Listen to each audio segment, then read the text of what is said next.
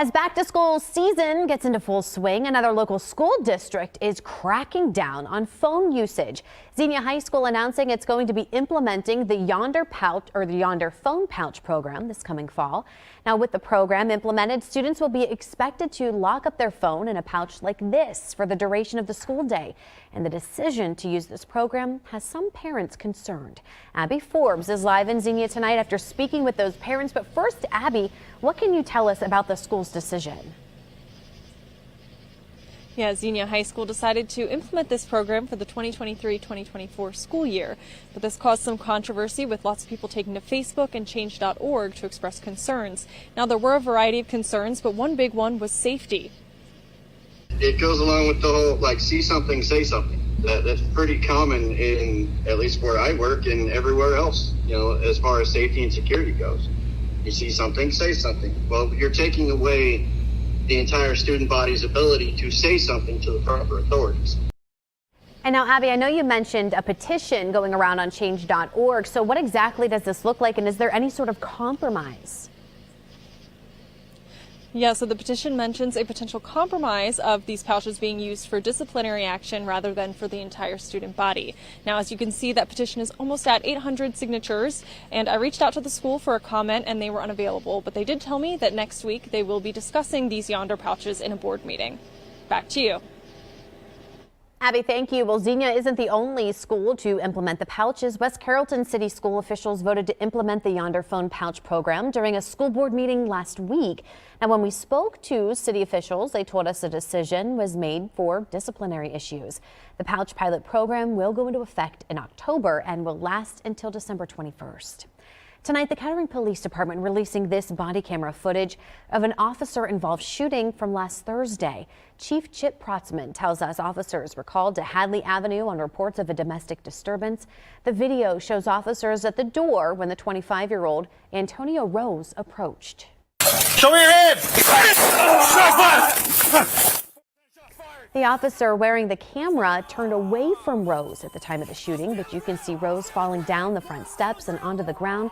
That's when officers handcuffed him and then started treatment. Rose was taken to Kettering Medical Center. Now, troopers with the Piqua post of the Ohio State Highway Patrol are investigating a fatal two-vehicle crash that happened this afternoon. They responded to County Road 25A near the intersection of East Miami Shelby Road. Two vehicles collided head-on, and then both 19-year-old David Lynch and 27-year-old Hannah Combs were pronounced dead at the scene. The other two people, one from each vehicle, were hospitalized with serious injuries. No word on their condition tonight. That crash remains under investigation. And the NTSB releasing new information about a deadly July helicopter crash. The crash happened in Springfield near I-70 at mile marker 58. According to the crash report, 36-year-old Isaac Santos was spraying a cornfield when he hit power lines. That caused the helicopter to crash, killing him. No one else was hurt. And a live look tonight from the Miami Valley Jail's website right here behind me, where this man is now facing 2 counts of murder. Police say surveillance video puts 43-year-old Antonio Murray at the scene of a shooting back on August 2nd. That's when officers say he had shot and killed 51-year-old Robert Blackstone. Murray is being held on a $1 million bond. His next court appearance is set for next Tuesday. And a Dayton man out on bond tonight after being accused of trying to take a 3-year-old girl from Riverscape Metro Park. Prosecutors say that the 32-year-old Christopher McMahon attempted to abduct the girl while she was on the swings earlier this month. The girl and her family stopped him and reported it to the park police. McMahon's now facing 1 count of attempt to commit abduction. He will be back in court on Tuesday. The Dayton Police Department announcing that they will be starting a Beat Auto Theft program. It's aimed to prevent automobile thefts for Dayton residents. Now, the program also targets finding and apprehending those who steal vehicles. We've looked at several different options, and the BAT program is something we had back in the late 80s, early 90s, where we gave stickers out to prevent auto thefts. So we decided to put a little bit of a modern twist on it, where we can have people sign up and give stickers out if they have GPS tracking capabilities on their car. Participation in the BAT program is voluntary. You can sign up on the city's website at daytonohio.gov/BAT. But remember, the program only works for GPS capable vehicles, so you should check to see if it has tracking capabilities. Well, tonight was a beautiful night out there, but I'll tell you what, still a little humid for my liking anyway. It is. It's gross. I don't like it. It kind of is a little gross. We I'm agree. not We gonna don't lie. like the humidity. No. But yeah, it's still a little humid out there. 65 in Dayton, which is 1 degree down from where it was about an hour ago. 67 in Xenia, 70 up towards Bell Fountain, and 69 in Troy. So still relatively uncomfortable, muggy conditions, especially once you get past that 65 degree dew point. 60 to 65 is, tolerable. It's muggy, but it's not, unbearable. You can see right there, tolerable 60 to 65. Now Saturday we're going to jump up a little bit. We have the chance for some showers, some storms. Sunday we clear out. Now after that pushes the moisture out of here. Moisture rises again on Monday. Monday we have a chance for some showers and storms throughout the day. And then as we go through Tuesday, after that we'll drop down once again, and temperatures are going to be very low on Tuesday as well. Sometimes struggling to get out of the upper 70s to right around 80 degrees. So with low humidity and low temperatures, Tuesday is shaping up to be a very nice day. Dayton Public Schools interim superintendent joined us on our Your Day morning show this morning. Today marks 1 month on the job for Dr. David Lawrence, who's taking the place of Dr. Elizabeth Alali. The district returns to the classroom on Monday, and here's what he says students can expect. Monday, they can expect to see schools that are sparkling, pristine. They're very clean. They can expect to see grounds that look great. They can expect to see teachers, principals, custodians, nutrition service, all those people greeting their kids with a smile and saying, welcome back to Dayton Public Schools. Lawrence tells us even he gets first-day jitters. Dayton Public Schools breaking ground on a long-awaited renovation of its transportation center today. The $7.1 million project will create more space, break areas, conference rooms, and much more. This will allow the district's bus drivers a space to relax between shifts. This is a space that is much needed, and the folks that are going to inhabit it are some of our most valuable employees that we have. They're the transportation personnel. They're the people that begin the day by taking students to the destination called school. And we couldn't be happier that this is going to be a place that they're going to reside in. The funding for this project comes from the Ohio Department of Education funding, and the project is expected to be finished in about a year. And with the school right around the corner, Dayton Police taking to Facebook tonight to remind everyone about bus safety. The diagrams explain the rules of the road when it comes to bus stops. On a road with fewer than 4 lanes, all traffic approaching a stopped school bus from either direction must stop and remain stopped until the bus moves. Now, if the bus is stopped on a street with 4 or more lanes, cars in the same direction as the bus must stop. Now, this will ensure the safety of students, the bus driver, and of course, everyone on the roads. And kids across the Miami Valley are preparing to head back to the classroom. Doctors say it's a great time to make sure your children are up to date on vaccines and other health appointments. Gwyneth Falloon spoke with Premier Health and shares why it's so important kids have their latest round of shots. Well, when it comes to vaccines, they're not foolproof, but doctors say it helps your body build up an immune response, so when you get sick, you fight it off faster. They also say vaccines protect you and your student and others too. Flu is a great example, right? Flu is one that if the folks are protected, have the immunization, you're less likely to bring that home to the individuals in the household who could be at high risk for developing complications associated with flu. Many of our children also have those high risks. I know there's plenty out there with asthma and other high-risk respiratory symptoms. Now, the flu is not a vaccine required by the state, just recommended by doctors. However, there are 5 vaccines required for all students, grades K through 12, and 1 specific to students heading into 7th grade. That's MCV4 for meningococcal. Doctors also say health starts at home, so make sure your kids are staying active, eating a good diet, and practicing good hand washing. These are all things that will help your students stay healthy as they head back to school. Now, more on this story as well as a full list of required vaccines can be found on our website, Dayton247now.com. Back to you. And a story that we've been following now throughout this entire summer, Phase 1 renovations to Doug Adams Stadium in Xenia are almost complete. That includes the addition of new home bleachers, which is about 4,000 seats, and new away bleachers, which has about 2,000 seats. The home and away stands have also flipped to the opposite sides of the field. Along with that, new LED lights and new sound systems have been added. They're now getting ready to begin Phase 2 of construction. So we're going to start Phase 2 hopefully here during the football season as far as renderings, new locker rooms and extend our locker rooms from 2 sets of locker rooms to 4, incorporate a community room, add additional restrooms, and update the concession stand. They will also be adding new turf to the field. Officials say the renovations should be done by the fall of 2025. A new season of Thursday Night Lights gets underway next week, and we're going to be heading there to Doug Adams Stadium, where Xenia will be hosting Beaver Creek. More than half the teams on this year's schedule made the Ohio High School playoffs. It's a good year, guys. Tippecanoe reached the Division III semifinals. They're going to be at Stebbins Week 9. In total, will be in Greene, Preble, Miami, Warren, Montgomery, and Clark counties. Westwood Elementary School holding an open house this afternoon with a really great giveaway. Revival Center Ministries giving away backpacks and school supplies to all students. The IUE CWA Union partnered with the ministries for 10 years to give back to the community. Outside of the book bags, outside of the things that they may get that's tangible, I hope in their hearts they know that their community and this union loves them. The goal of the giveaway is to ensure students have what they need to start the school year. And as students return to the classroom, parents, we want to see those back to school pictures. We've created a back to school chime-in bubble for all your photos and videos. If you have something to share, grab your phone, scan the QR code. That'll take you right to the chime-in page. You can upload your photos or videos directly to us. You might even see it here on Dayton 24/7 now. New information tonight on a fatal shooting of an armed robbery suspect this week, the tense moments from the 911 call, and a large fight breaking out over the weekend at a dock in Alabama. The latest on the charges the men are now facing tonight. And coming up, we'll take a look at the chance for some storms tomorrow, and I'll time it all out for you.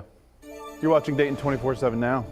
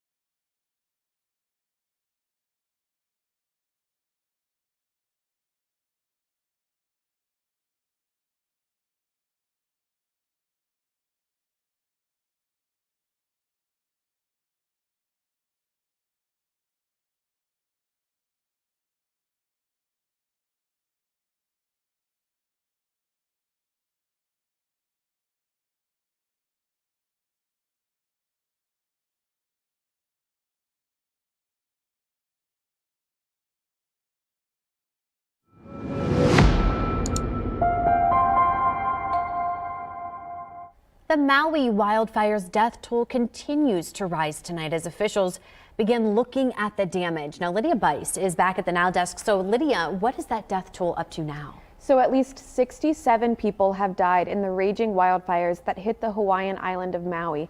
However, officials expect the death toll to continue rising. Hawaii Governor Josh Greene said on Friday, quote, "Without a doubt, there will be more fatalities." And so have survivors been able to come home? When will they be able to? Well, that was actually the good news today because residents were allowed to go back to their homes. Residents could check on their property, get water, and access other services. However, Governor Greene said, quote, "They will see destruction like they've never seen in their entire lives." Now, the historic area where these fires took place is going to remain off limits after residents complete their visits. There will also be a curfew in place overnight. Now, this is the second deadliest wildfire in the U.S. behind the 2018 Camp Fire in California, where 85 people died. Back to you. All right, let's take a look at tomorrow. Now, generally speaking, tomorrow we'll have plenty of sunshine, but we do have a couple of chances for rounds of storms and maybe a little bit gusty wind, some heavy rainfall. So first one being a line showing up right at the Ohio-Indiana border around 10 a.m., quickly pushing through the area by noon, bringing us some quick bursts of wind, heavy rainfall, and again, some lightning with this possible as well. Moving out of the area. Now, the later that this comes in the morning, so if this comes around noon, 1 o'clock, even 2 o'clock, this is going to suck all the energy out of the atmosphere and not really give the afternoon storms the energy they need to fire off once this front pushes in from the north, because you can kind of see that right here starting up, but looking a lot weaker than it did earlier, and it's only start to gather itself once it reaches the southern areas right around Wilmington, and then quickly just falls apart again as we head into the evening hours and overnight will remain clear, and you start your day off pretty nice and full of sunshine on Sunday. Announced today, U.S. Attorney General Merrick Garland appointed David Weiss special counsel to investigate Hunter Biden at Weiss's request. Now, Hunter Biden was prepared to plead guilty to 2 misdemeanor tax crimes last month, but a judge didn't agree to the terms. Biden then pleaded not guilty. Questions surround that probe and Hunter Biden's business dealings. Garland explained what this means for the ongoing investigations. This appointment confirms my commitment to provide Mr. Weiss all the resources he requests. It also reaffirms that Mr. Weiss has the authority he needs to conduct a thorough investigation and to continue to take the steps he deems appropriate independently, based only on the facts and the law. And the White House made their stance clear. Hunter Biden is a private citizen, and this was a personal matter for him. As we have said, the President, the First Lady, they love their son, and they support him as he continues to rebuild his life. Now, Weiss will remain in his role as U.S. Attorney for Delaware, where he's been investigating the president's son since 2019. And tonight, former President Donald Trump is now banned from speaking publicly about evidence in the 2020 election case against him. A judge ordered a protection order, she says, to protect witnesses and avoid any interference with the case. She's also restricting search evidence, sealed orders, and evidence from other public agencies. Trump's attorneys argued he should be able to disclose evidence under the First Amendment. Meanwhile, tonight, new information in connection with the fatal shooting of an armed robbery suspect this week. A Columbus police officer was also hurt when investigators say the gunman opened fire. Jackie Orozco with the tense moments outlined in 911 calls. We're getting new insight into the moments leading up to that deadly officer-involved shooting at a Southside shopping center. A 29-year-old robbery suspect was killed. An officer shot and is still recovering in the hospital. Just this morning, we got the 911 call from a witness who spotted the armed robber holding up her boss at gunpoint. Take a listen to the emotional call. What's your emergency? There's a gentleman out here with a gun. Oh my God, he's pointing his gun. Is he inside or outside? He is outside. I am inside. He's pointing it at the car. He's getting my boss out of the car. He's pointing the gun at him right now. At your boss? At my boss. My boss pulled up in the parking lot. I am watching this. It looks like he's making my boss get out of his car. Oh God, I'm sorry. I'm so nervous. Officers responded within minutes to the Great Southern Shopping Center. They exchanged gunfire with that suspect, Austin Huntsinger. He was killed. The officer, whose name has not been released yet, was seriously hurt, but again, will be okay. The BCI is leading the investigation into this incident. Jackie Orozco reporting. Attorneys for the family of the Go-Go Beach murder suspect Rex Heuermann say they plan to file a notice of claim to protect their rights. Now, Heuermann was arrested in July in connection to the murders of 3 women whose bodies were found in 2010. The family says their home was significantly damaged during a 12-day search by law enforcement and they want it fixed. Lawyers released these photos of the house after investigators left the property in what they call deplorable conditions, which included no running water. The law requires them, in order to preserve those legal rights and remedies, to file certain legal documents at certain intervals. If they don't do that, they will have waived those rights in the public forum. Lawyers continue to say the family had no knowledge or involvement in the alleged crimes. And now the very latest tonight out of Montgomery, Alabama, after this large fight that went viral took place on a local dock. According to police, a 4th person is now being charged. Mary Todd is charged with 3rd-degree assault and is in jail. The other 3, all white, Richard Roberts, Alan Todd, and Zachary Shipman, were taken into custody earlier this week.